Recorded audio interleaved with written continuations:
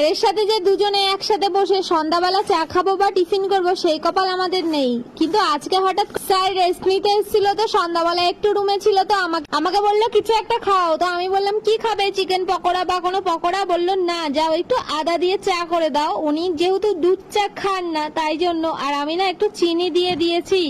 আমি যেহেতু খাবো, আর চিনি ছাড়া আমি একদম খেতে পারি না, খাই চিনি জাস্ট হালকা দিই। আর আমার পিছু পিছু পাখি কিন্তু সব সময় রান্নাঘরে গিয়ে দেখে মা কি করে রান্না করছে বা কি করছে। তারপরে এই দেখো আমি চাটা করে নিচ্ছি। সেদিন তো তোমরা দেখেইছো আমি লিকার চা খাই না, যেহেতু আমি দুধ চা খাই, কিন্তু আমার হাজবেন্ড দুধ চা খায় না, ওনাকে ব্ল্যাক কফি না হলে এরকম আদা দিয়ে চিনি ছাড়া চা করে দিতে হয়। আমার তো এটা ভেবে ভালো লাগছে যে একসাথে দুজন 2 কাপ চা খেতে পারছি, এটাই অনেক শান্তি। আর এটা তোমাদের কাছে অবাক হলেও আমার কাছে কিন্তু এটা অনেকটা আনন্দের। তোমরা হয়তো ভাবছো এতে আবার কি খুশি আছে, কিন্তু আমি ভীষণ খুশি, কারণ একসাথে এইরকম ভাবে আমরা চা খাওয়ার সুযোগ পাই না। আর স্যারকে যেই বলে যে আমি চিনি দিয়েছি চাই, আর স্যারের মুখটা দেখেই বুঝতে পারছো রিয়াকশনটা কি। দেখো চিনির কথা শুনে তার নাক ছিটকে গেছে যে চিনি সে খান না, কিন্তু আমি তো একটু চিনি খাই তাই জন্য চাতে চিনি দিয়ে দিয়েছি। আর আজকের সন্ধ্যাটা বেশ আমার ভালোই লাগলো। তোমরা যে আমার প্রত্যেকটা ভিডিওতে এত এত ভালোবাসা দাও আমাদেরকে, আর আমাদের ভিডিও দেখতে তোমাদের ভালো লাগে, তার জন্য আমারও বিশ্বাস করো ভীষণ ভালো লাগে। যদি চাও ভিডিওতে তোমাদের নাম নেই তাহলে আমাকে একটা কমেন্ট করো, নেক্সট ভিডিওতে নাম নেব।